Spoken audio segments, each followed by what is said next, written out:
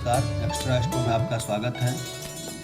आज के वीडियो में हम चित्रगुप्त पूजन के अवसर पर हम भगवान चित्रगुप्त जी की कथा यम द्वितीया पर पूजन के पुण्य एवं पूजन विधि के बारे में विस्तार पूर्वक बताएंगे। मंत्री श्री धर्मराजस्य चित्रगुप्तः शुभंकरः पायान्मां सर्वपापेभ्यः शरणागत वत्सलः। ऐसी मान्यता है कि इस कथा को मात्र सुन लेने से यम के कष्ट से मुक्ति मिल जाती है। अब हम कथा विस्तार पूर्वक बता रहे हैं। एक बार युधिष्ठिर जी ने पितामह भीष्म से पूछा कि हे पितामह, यम द्वितीया पर पूजन का क्या पुण्य होता है, यह मैं जानना चाहता हूँ, आप कृपा करके मुझे बताइए। इस पर भीष्म बोले, युधिष्ठिर आपने अच्छी बात पूछी है, मैं उस उत्तम व्रत को विस्तार पूर्वक बताता हूँ। कार्तिक मास के शुक्ल पक्ष के द्वितीया तिथि यम द्वितीया कहलाती है।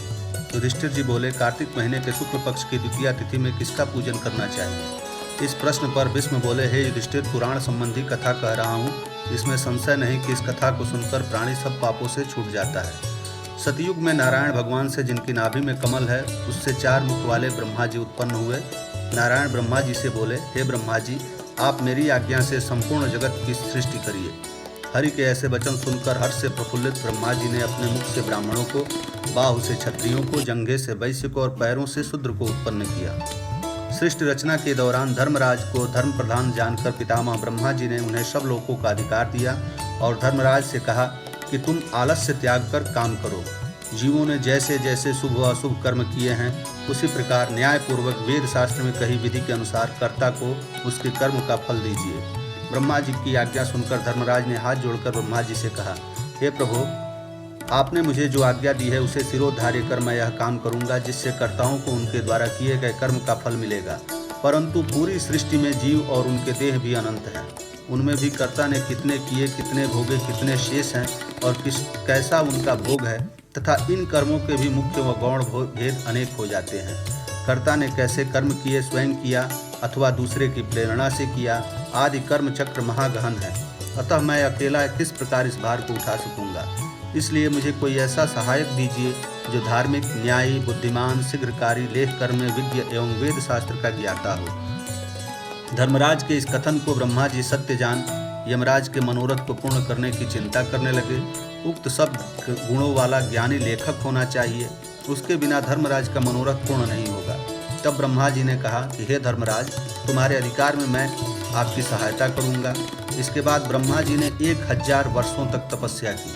जब उनकी समाधि खुली तब अपने सामने श्याम रंग, कमल नयन, चंद्रमा के समान मुख वाले, कलम और दावात तथा जल हाथ में लिए हुए महाबुद्धि, देवताओं का मान बढ़ाने वाले, धर्माधर्म के विचार में महाप्रवीण लेखक, कर्म में महाचतुर पुरुष को उन्होंने देखा।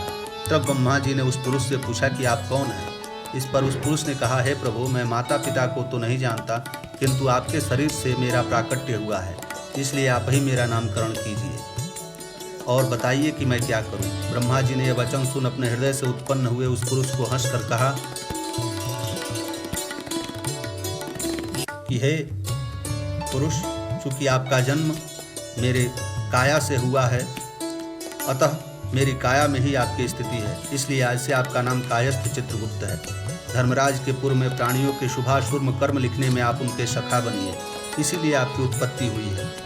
इसके बाद ब्रह्मा जी ने धर्मराज से कहा कि हे धर्मराज, यह उत्तम लेखक आपको मैंने दिया है, जो संसार में सब कर्मसूत्र की मर्यादा पालने के लिए है। इसके बाद चित्रगुप्त कोटि नगर जाकर ज्वालामुखी काली जी की उपासना किए। उपवास कर उन्होंने भक्ति के साथ चंडिका जी की भक्ति की। चित्रगुप्त की उपासना से प्रसन्न देवी चित्रगुप्त जी को वर दिए, हे चित्रगुप्त, आप परोपकार में कुशल, अपने अधिकार में सदा स्थिर और असंख्य वर्षों की आयु वाले होंगे। इसके बाद चित्रगुप्त धर्मराज के साथ उनके स्थान पर गए और वह आराधना करने योग्य अपने स्थान पर आसन पर स्थित हुए। उस समय ऋषियों में उत्तम ऋषि सुशर्मा, जिनको संतान की चाह थी, उन्होंने ब्रह्मा जी की आराधना की।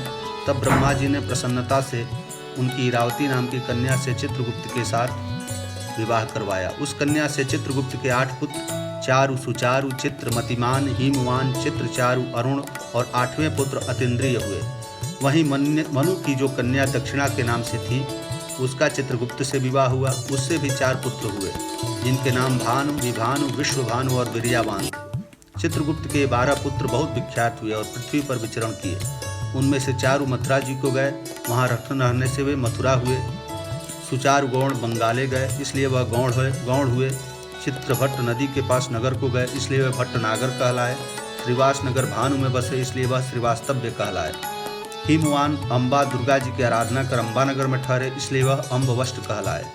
सक्सेन नगर में अपनी भार्या के साथ मतिमान गए, इसलिए वह सूर्यध्वज कहलाए। इस प्रकार चित्रगुप्त जी के पुत्र अनेक स्थानों में बसे और अनेक जातियों में कहलाए। उस समय पृथ्वी पर एक राजा जिसका नाम सौदास था, सौराष्ट्र नगर में उत्पन्न हुआ। वह राजा महापापी, पराया धन चुराने वाला, महाअभिमानी, चुगलखोर और पाप कर्म करने वाला था। उस राजा ने जन्म से लेकर सारी आयु पर्यंत कुछ धर्म नहीं किया। एक बार वह राजा अपनी सेना लेकर वन में गया और शिकार करने लगा। वहां उसने निरंतर व्रत करते हुए एक ब्राह्मण को देखा। वह ब्राह्मण चित्रगुप्त और यमराज जी का पूजन कर रहा था। उस दिन यम द्वितीया का दिन था। राजा ने उस ब्राह्मण से पूछा कि आप क्या कर रहे हैं। ब्राह्मण ने यम द्वितीया व्रत के बारे में बताया और कहा कि मैं यही व्रत कर रहा हूँ। यह सुनकर राजा ने वहीं उसी दिन कार्तिक के महीने में शुक्ल पक्ष की द्वितीया को धूप और दीप से चित्रगुप्त जी के साथ धर्मराज का पूजन किया। व्रत करने के बाद वह घर आया। कुछ दिन बाद उसके मन को विस्मरण हुआ और व्रत करना भूल गया। याद आने पर उसने फिर व्रत किया। समयोपरांत काल संयोग से राजा सौदास की मृत्यु हुई। यमदूत उसे बांधकर यमराज के पास ले गए। यमराज ने उस राजा को अपने दूतों से पीटते हुए देखा तो चित्रगुप्त जी से पूछा कि इस राजा ने क्या कर्म किया है।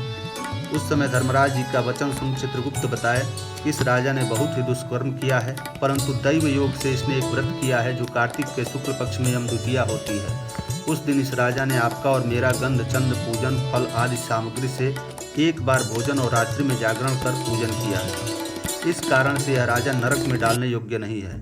चित्रगुप्त के ऐसा कहने पर धर्मराज ने उस राजा को छुड़ा दिया और वह यह राजा यम द्वितीया के व्रत के प्रभाव से उत्तम गति को प्राप्त किया।